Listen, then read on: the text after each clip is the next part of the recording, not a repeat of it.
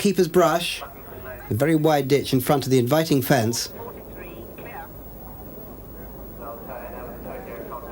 Well, this is poor John Evans already on the floor with the cordwainer. Only fence 5, hesitates, lands in the ditch, and there you see poor John Evans suspended in midair just for a split second. And I'm afraid that looks the end of badminton for them. But not the end of badminton for Rosalind Small, because she's home, she's clear. She's one of only 2 who've so far gone straight through the coffin. Simon de Jong. And I'm afraid the fall of the keeper's brush has probably taken its toll of Salan Kay, and out they go as we turn our attentions to Sir Barnaby. Young Pippa Nolan, junior, rather young rider European champion it was 2 years ago. Came to her first badminton last year. Private eye, Tom Smith's walls. And you can see from our aerial shot just how much can be saved by going across the corner. And remember, there's no one within the time yet. But Robert, I think, looking for a safe second time round. As about to start is young Daniel Hughes from Scotland on Phineas Finn. From one young rider to another. Whoa, and she takes off at the ski jump. Pippa Nolan, that is. Sir Barnaby. Robert, just 2 fences left as we go to the lake.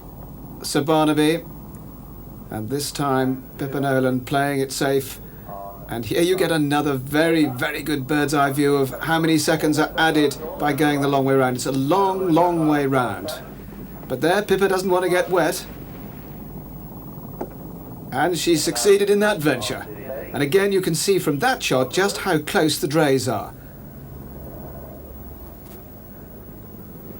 Phineas Finn safely down over that ski jump, which is jumping so well. Now Sue Benson, the former Sue Hatherley with Kessler, regarded as one of the real stylists in the sport. What a great spring she's had. 2 big one-day events, and safely over the first 5.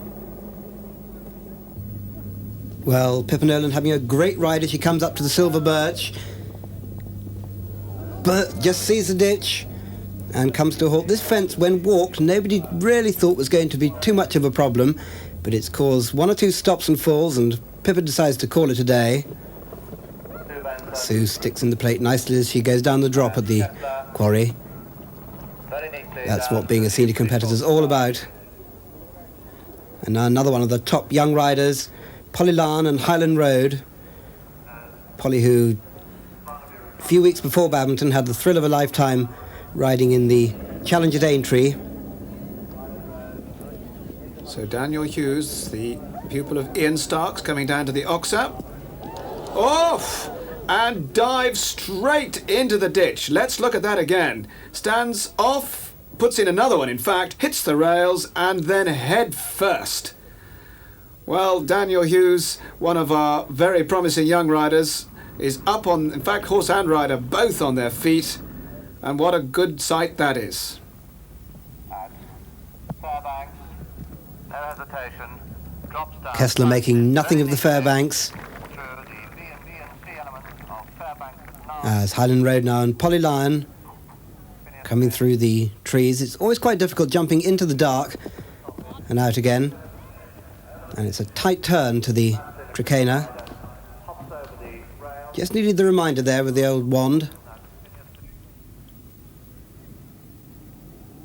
Wonder how many times Sue's jumped the ski jump in its various forms during her badminton career.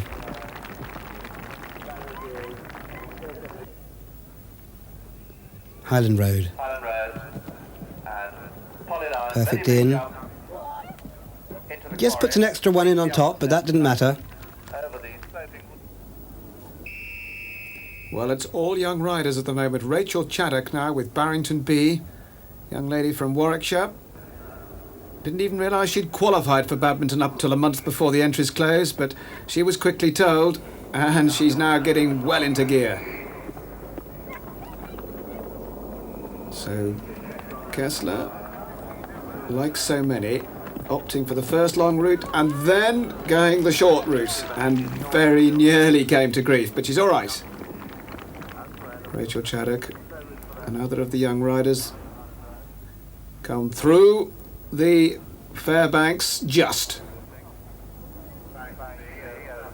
One followed by another, and they come thick and fast. Sally Bateson, this time from Lincolnshire, Secret Mission, did a very good dressage. Whoops, and doesn't like the look of the ditch.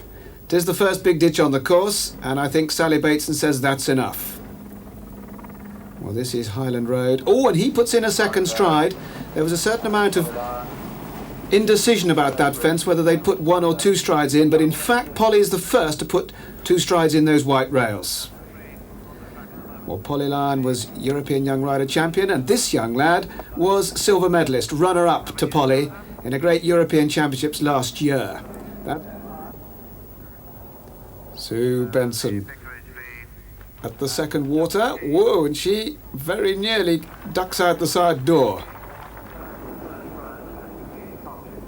Well, Highland Road is playing it very safe, and a determined bit of riding not only saves the odd second, but sees Polly through the coffin, as her young rider team mate of last year drives on at the quarry. Great tradition in this family. Mother formerly at Marietta Speed, a top rider internationally. As Rachel Chaddock now comes for the second element of the coffin. Met it on the wrong angle. Still proving an influential fence, that, although not working out quite as director Hugh Thomas would have hoped. And here's a new starter. And this is Anne-Marie Taylor. And Tombo, Anne-Marie, who did so well in the World Championships in Australia with her other horse Just in Time, which has since been sold to Germany. Highland Road. Very neatly through the second Luckington lane. Still as yet nobody to take the short route there as Tombo comes over the Huntsman's Hangover. Anne-Marie, about as experienced as her brother, who's also got a ride today, Nigel. William Fox-Pitt, who I know spent a long time looking at this fence, and he's taking the long route there at the ski jump. I think his mother might have told him to go a different way, but while they were walking the course there was a great deal of discussion. Always difficult when your mother possibly does know best. So Polly Lyon is within 3 fences of a dream. Rachel Chaddock coming to that all-important corner and jumps it well. As the next starter is already under orders, the big middle road, ridden by Nicola McIrvin for Judy Elliott. Big imposing horse this.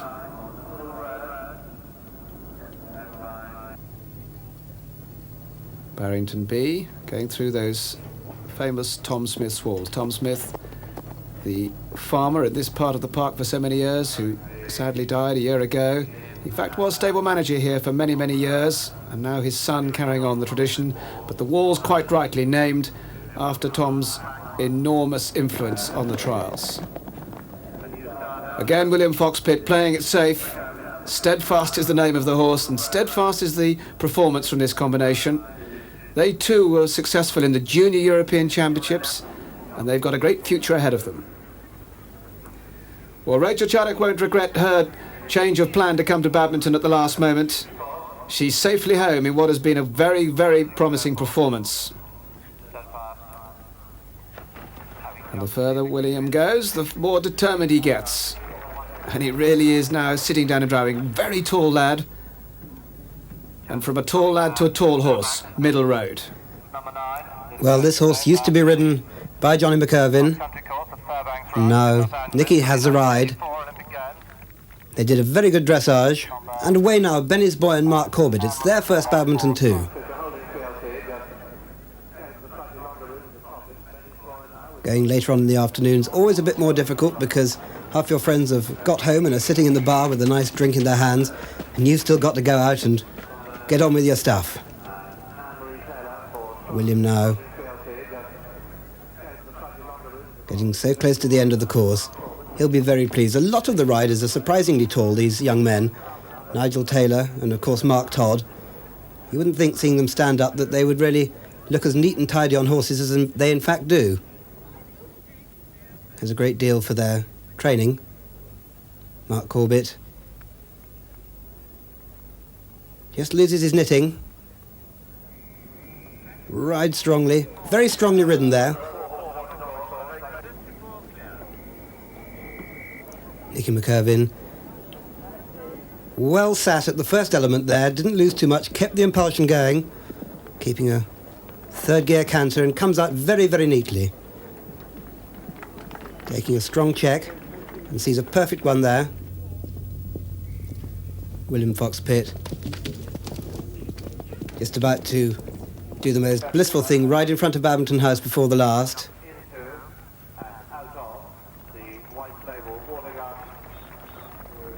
So having her second ride at badminton is Camilla Murdoch, with her own horse, Rugen. Been a very good servant to her. Had a fall here last year, and so will be looking for better things now. The Lake, Benny's Boy it is, Mark Corbett. Benny's Boy, owned by Janet Benny, a tremendous equestrian enthusiast. She has racehorses, event horses, and thoroughly enjoys them all. Oh, and her heart would have been in her mouth there, as Anne-Marie flying on yet another New Zealand bred horse, Tombo. Whoops, and yet another one to get that corner wrong. Hugh Thomas has been so clever here. That corner's proving very influential. Gets too close. Middle Road says, "I'm sorry, Mum, we've got to go out the side door," and it's 20 penalties. Well, here's Benny's Boy coming down to that big oxer, and he is in trouble. Well, Benny's Boy may be in trouble, but Anne-Marie certainly isn't. She's home, clear on Tombo. Great performance, and Anne-Marie would look to have a very good replacement for her just in time. Well, Nicky will have been very, very disappointed with her run out at the corner and nearly makes a mistake at the bridge. She's got the good horses, she's got talent, but she's never quite broken into the big time. Camilla Murdoch now. GS Trots comes quite fast, although they went to a trot at that, but gets away with it. And now another one of the young riders. So many young riders coming through the ranks. Judith Copland and Sweeney just pecked a bit on landing there, as Nicky McIrvin jumps the inviting penultimate fence. Well, a brave recovery by Benny's Boy. He did land on the floor over the big silver birch oxer. Never very easy to pick both horse and rider up and go on again, but Mark Corbett has done just that. Whoops, sit tight. Well done. Now, he's got a difficult situation in hand because he's got to nurse this horse round now, and this is where courage is really called upon. Woof! And Camilla Murdoch, you would have thought she was at Cheltenham races. She absolutely hurdled into those white rails, and as you can see, paid the penalty. You don't do that eventing. As away goes for Holland, Eddie Stibber with Bristol's Autumn Fantasy, probably the one rider who's got more horses on the continent in Europe than any other. Well, there's no doubting the recovery of Rugen and Camilla Murdoch, back and flying. Well, there are only one or two more of the single horse riders to go before the eventing stars on their second strings take on these 30 fences. Makes it a great day for the crowd. Judith Copland getting into nearly deep water at the lake, having gone the long route. But flies out. Eddie Stibber, who recently married English event rider Mandy Jeekins. And now Erica Watson, the huntsman's hangover. All the grease on the horses, just to help them, if they get a bit close to a fence, just helps them slip over. That's all the white marking is. And now Judith at the second water and does just the same thing, flies in far too big and really doesn't give itself a chance to get out. That was over-boldness causing that stop, not chicken-heartedness. So a lot of time wasted there and 20 penalties as they get themselves out of trouble.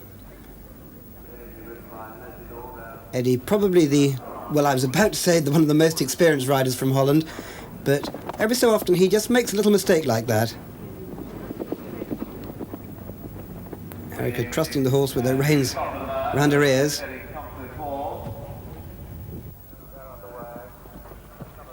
Eddie at the Aintree fences. Oh, goes through that one. They're not quite as big as the real thing, but then, of course, at Aintree they haven't done about 12 miles beforehand. Well, it's very easy to get excited about some of our young riders these days, but this is one surely that applies to. Leslie Law with Mr. Sambar's Welton Apollo. Very good stallion. And certainly Leslie Law has got a great record in one-day event and other three-day events. Perhaps it'll be badminton next. Erica Watson. Erica on Seafarer, brought out by Helen Ogden. Former Helen Ogden, a very good international rider. As waiting at the start, yet another of the May family. Two sisters riding in badminton, almost a record, I would think. Welton Apollo, who went very well here last year, and their first badminton, Leslie Law's and this horse. But they had a problem at the water last year, so this time Leslie plays safe. Right in contention after the dressage, so he'll still be trying. Good attacking riding. That's from Erica Watson. Macduff impressed very many at Burley last year. Been off the road for a while, but they look back on tune now. Welton Apollo is a fast little number, and Leslie playing it safe when he can. This is what this is all about, making judgments, where you can afford to take the risks, where you don't. And of course, full of young stars. Karen Straker, her second ride, Corriwak, the Punchestown winner last year.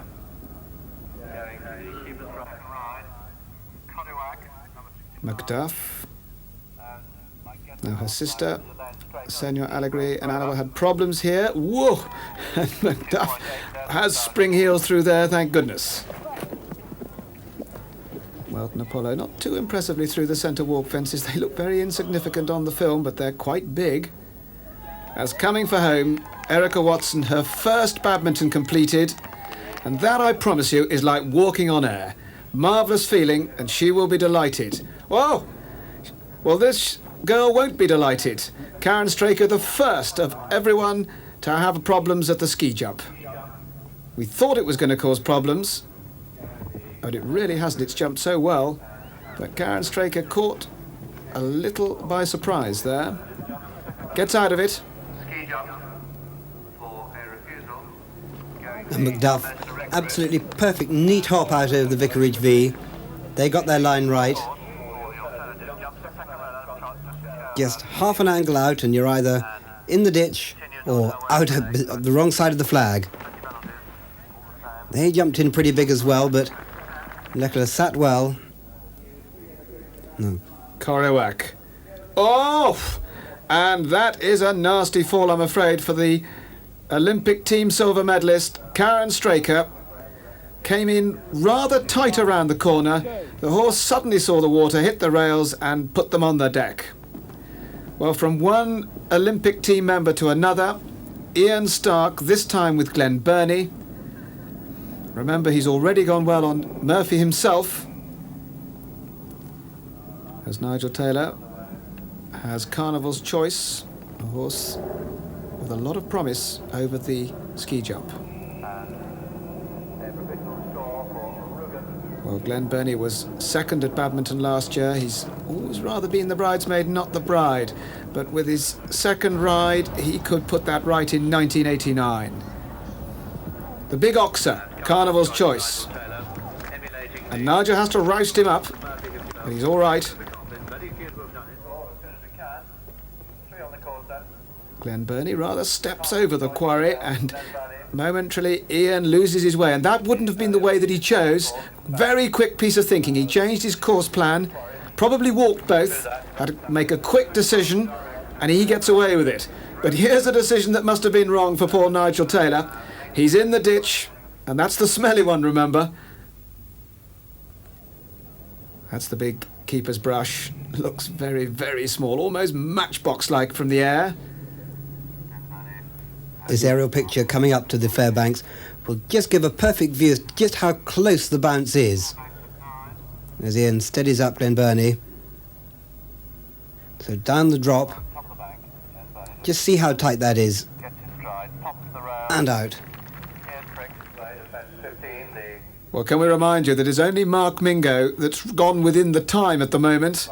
But of course there are some big guns to come. and Mary And here's one of them, Mary Thompson, safely through with King Boris. Glenburnie taking a liberty at those white rails. Karen Straker, I'm delighted to say, on her feet and walked away. But no problems for Glenburnie. Ian's Gray's big, long striding, whereas King Boris here, rather short striding. Mary's got to keep at work. Now Susanna McCare on her second ride. She had a good ride on Master Marius, just one stop at the water.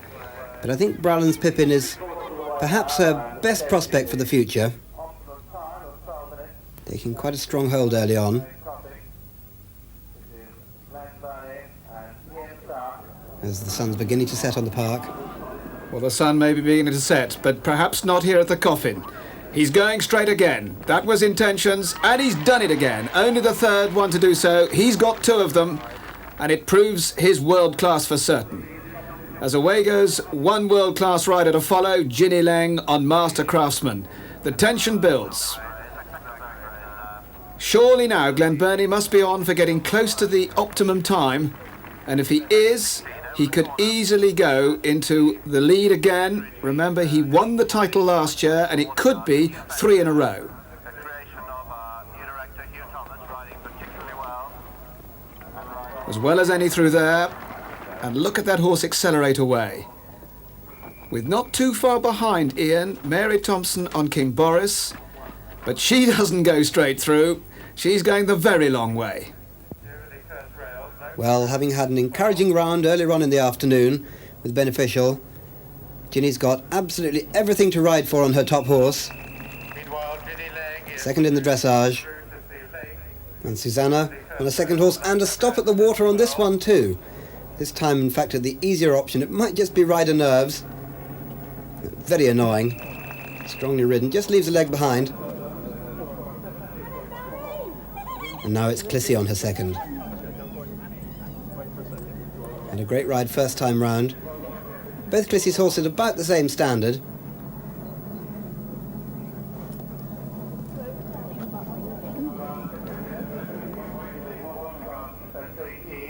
Clissy always one to take quite a strong hold on her horses, even when going over the jumps. Mary riding beautifully over the corner. And here comes Glenburnie. This looks like two brilliant rounds for Ian. That's going to put him right up there, looking at his watch to see if he's going to get inside that 12 minutes. Well, he looks at his watch and he is inside the 12 minutes, so he's only the second to do so. 61.6 he finishes on and the lead at the moment. But of course, out on the course is Ginny Leng, still going well. As Delphi Dazzle, the very experienced campaigner, pings through the quarry. And we have to remind ourselves that the last on the course is the dual Olympic champion Mark Todd. As Angela Tucker starts, good value, the overnight dressage leader. Good value, not the easiest of cross-country horses, and so she'll have her work cut out, I'm sure. King Boris not out of the hunt. Remember, he had a very good dressage score, King Boris, 56.2. So if Mary keeps plugging away and she doesn't waste much ground there, she could still edge right into the frame. Master Craftsman, well through the water. Ginny cuts right in on the left-hand side, saves time. Beautifully controlled piece of riding. And certainly the horse this year looking so much stronger and looking a very different horse this year. Well, a lot of horses have just stepped over that and really have not ballooned as we all thought. And Delphi Dazzle proves that there, as good value comes through Huntsman's Close. Still a very much light into dark situation there. Whoa! And good value banks that. Doesn't look in any trouble. That's the sort of moment when rather niggling fears come in your mind as a rider. Well, Mary, I think, benefiting from riding her better horse second. She's felt her way around the course like Ginny.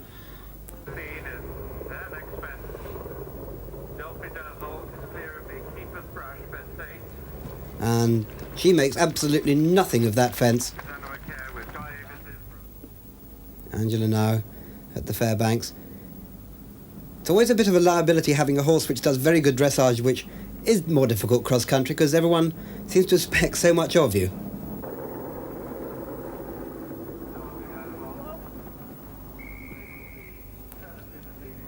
And Clissy's other horse, she wasted quite a lot of time by doing rather a large loop there. But then kicks on as they go away. So Michael Huber starts out on his second ride. Quartermaster. Not too many American riders have come over to Badminton because it doesn't fit into their season too well, but Michael's been over here for a number of weeks now, and he's certainly putting it to very good effect. Master Craftsman looking absolute full of running. Well on time, looking for that optimum 12 minutes.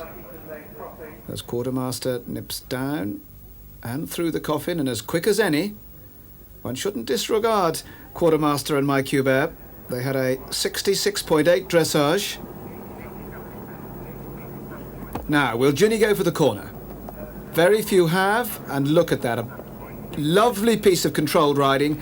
Gets a little under the corners, but gets out of it absolutely perfectly and probably saves almost 10 seconds, I would think. Well, so would Clissy have done there. And now Lorna away on her second one. Well, in fact, Lorna is probably the only two-horse rider to have her second string running second. So she's probably had the nicest ride she's going to have today. But a girl of Lorna's experience will be able to get Royal Eventer well presented at all fences. Clissy at the Aintree fences. Good value going for certain the long way. The coffin wouldn't be the easiest for this horse. Tends to carry his head very high, makes him difficult to control. And all the horses from the stable gone the long way, playing it safe. They have lost a lot of time in doing it. And already looking a little uneasy. Oh, and a nasty, dirty stop from Good Value. Angela couldn't get him right, put his head in the air, and that, I'm afraid, is the end of the lead for Good Value, but perhaps not for Master Craftsman. He jumps the last and flies for home. Ginny looks at her watch, and is she within time? No, she's not. She's going to incur 7.2 time penalties. She finishes, though, on 57.8, and she is the new leader. Meanwhile, Clissy's drawn quite a long way down the line. She plugs on with 2 fences left. Quartermaster skips neatly over the ski jump. Lorna. Again, the familiar long reins. It's amazing, even at corner fences, she seems to be able to guide the horse almost just with her seat and let the horse have its confidence. Angela through the Luckington Lane. And now what everyone's been waiting for. It's been a long day, but the crowd's still here to see Mark Todd on this last-minute ride, the Irishman. A really, really exciting prospect. Well, just to remind you of the facts as he goes away, his score is 57.4. Master Craftsman has already completed on 57.8. So the task for Mark Todd is to go within the time. If there's one person who can do it, it's got to be him. But what a task. On Tuesday afternoon, before badminton started, he first jumped on the horse. And now he's at probably the biggest and toughest three-day event cross-country in the world. But let's not underestimate the horse. One of the best cross-country horses under Rodney Powell. So it could be a very good combination. Well, the late combination has been an influential fence all day. But the quarry hasn't. Styles very similar, and the result very similar. Mike Huber through the second water combination. Very stylish, this young man. Now, this was one of the fences that Mark was a little concerned with, but they're riding so accurately. This rider is equally at home over a big fence as he is a cross-country fence.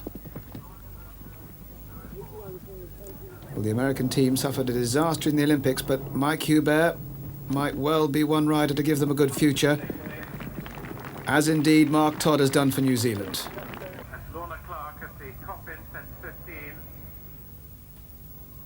Very big looking fence, a real badminton fence, but Royal Eventer makes it look very small. Now, beautifully done. That'll be one problem out of Mark's way. But is he fast enough on the clock? Needs to be at the lake at around 6 minutes, and he's not too far away. And as you can see from our aerial shot, the crowd's still here for the climax of this 1989 championship. The man that matters is on the course. He's following, in fact, Mike Huber, who we see at the moment. And here he is. Just gives him 2 strides, Irishman. Gives him the rein, and he makes it look so easy. And the thing to watch for is the way that Mark loses not a second in either the approach or the takeoff. As soon as he lands, he's back into a rhythm, back into a stride, lining up the next fence. That's what good cross-country riding is about. It not only makes the fences easier, but it also makes time saved, time gained.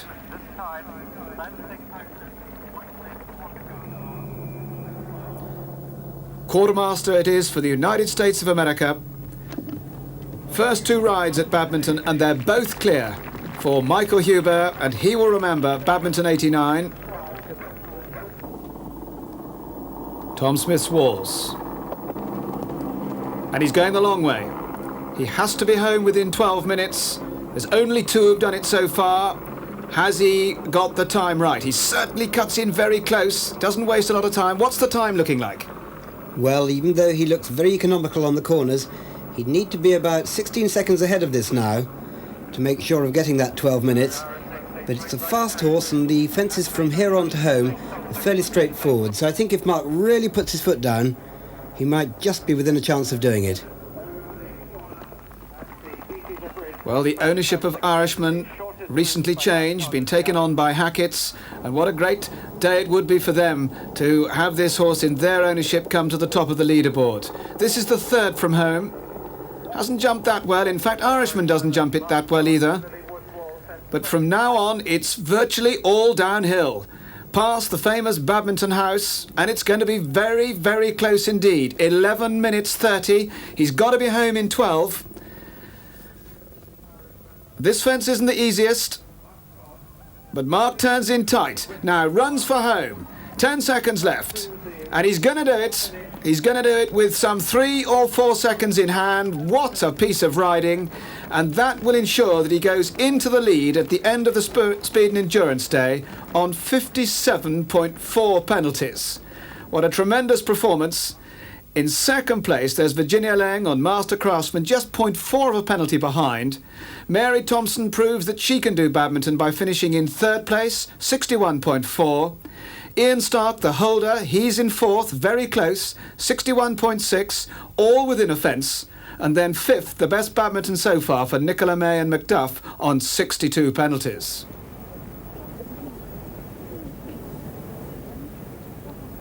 And now to the climax of 4 days' intense competition, the show jumping. Ian Stark, lying in 4th place at the moment with Glenn Burney, last year's runner-up.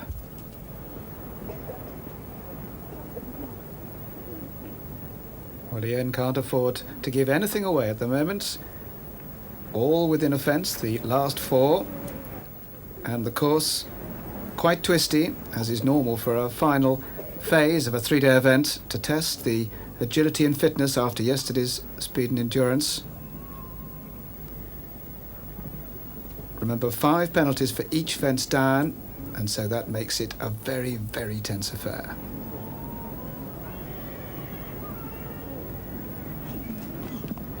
Ian already completed on Murphy himself with 1 fence down. He's guaranteed himself 5th place. So what can this very good-looking horse, Glenn Burney, do? Still full of running. The going was very good, very fast yesterday, and the horses at the veterinary examination this morning looked very good indeed. And as you can see from Glenn Burney, they still look very capable and very able after all the gruelling effort so far.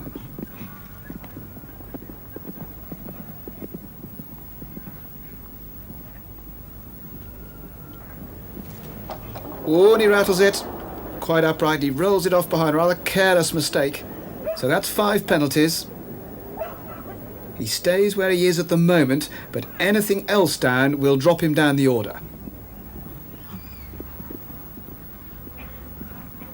There's a water ditch under this. This causes some horses to spook, but not Glenburnie. You'll notice that the ring decked in flowers. Richard Deffrey being flown from America to bring colour to this arena. It looks absolutely marvellous. As he comes to the final line, the combination, it's a little longer than normal. Very often they're a little tight, which is so unfair after such gruelling efforts. But it has caused the odd problem, but not for Glenburnie. It's 5 penalties, means he finishes the 3 days on 66.60, and he'll stay in 4th place. Now Mary Thompson. Well, what a badminton it's been for her so far. Lying in 3rd.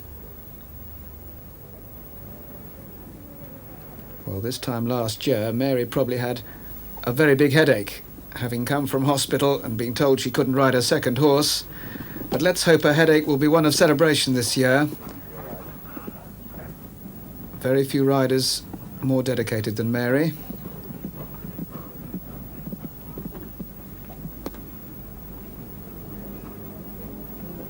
And although he swishes his tail all the time, he must enjoy it because he still continues. One forgets that horses are way over half a ton. If they really want to say no, they can. And although it's known as a resistance, I'm quite sure this horse enjoys it.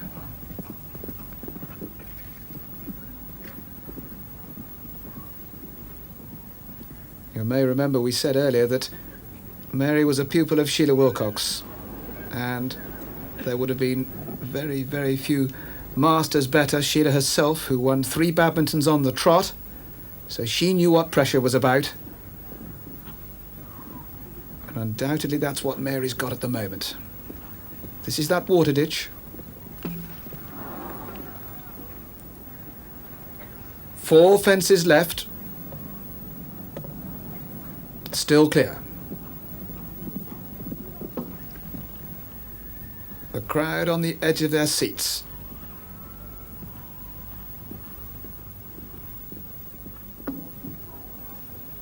Just the last. And she's done it. And look how pleased she is. It's the one competition she wanted, and she's clear. She finishes on 61.40. Well, that guarantees Mary 3rd position, but now we have Ginny. In 1985, Ginny went clear when Mark was in the lead, and Mark rolled a pole to lose the competition. And if Ginny goes clear, the same pressure's going to be on Mark this time. Well, this is the very glamorous end of 3-day eventing, but this is the climax of literally weeks, months and years of preparation, and it's all down to that last minute and a half. And so attention to detail is as important as ever. And when you've got the pressure on you with only 0.4 of a penalty between Mark Todd and Ginny, you realise what pressure there is. But this girl gets better under pressure.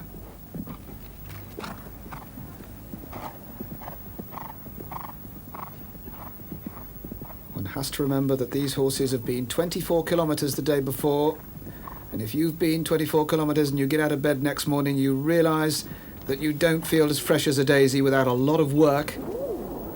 And to jump a show jumping after that isn't often appreciated just how difficult it is. The accuracy there at the moment. Coming for home.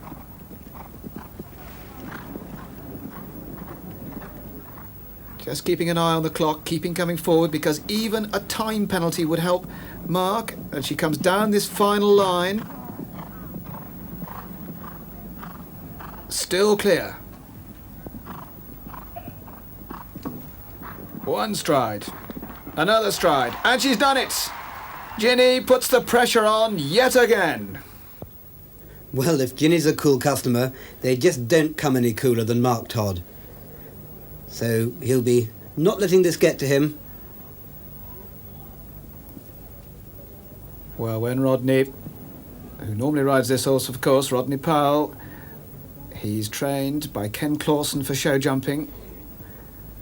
But of course, now it is in the hands of the double Olympic champion. Himself in the Olympics, in the Grand Prix show jumping. So it shouldn't be difficult. But this is a very different ball game. He can't afford a time fault. It's got to be clear all of the way to be the champion. I think that's gone. Mark looks back and the groan from the crowd tell the story. And there is the victorious winner. Ginny Leng has done it. 1985 is repeated. It'll be a big disappointment for Mark Todd because he won in 1980, but he would have dearly loved to have won it again. But there, of course, is still time for this great New Zealand champion to come and do it again. Not to be a fairy tale ending, because it's very unusual these days that someone can get a last-minute ride and come and win what is the toughest three-day event in the world. But he so nearly did it.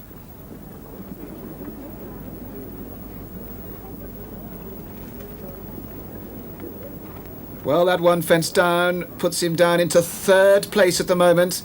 And if he has another, he could go a long way down. Just shows you how close it is after 4 very, very intense days of competition. The last line. And he stays third. It's 5 penalties for Hackett's the Irishman, Mark Todd, and they finish on 62.40. It's Ginny Leng and Master Craftsman, the Whitbread champions. Well, Hugh Thomas has produced a competition worthy of this great title, and it leaves the Citibank Savings Master Craftsman Ginny Leng as the winners. Mary Thompson in her best performance so far, second with King Boris. Third, Mark Todd with the Hackett's Irishman. Fourth and fifth, the Flying Scot Ian Stark with Glenn Burney and Murphy himself. And so it brings to the end a classic badminton.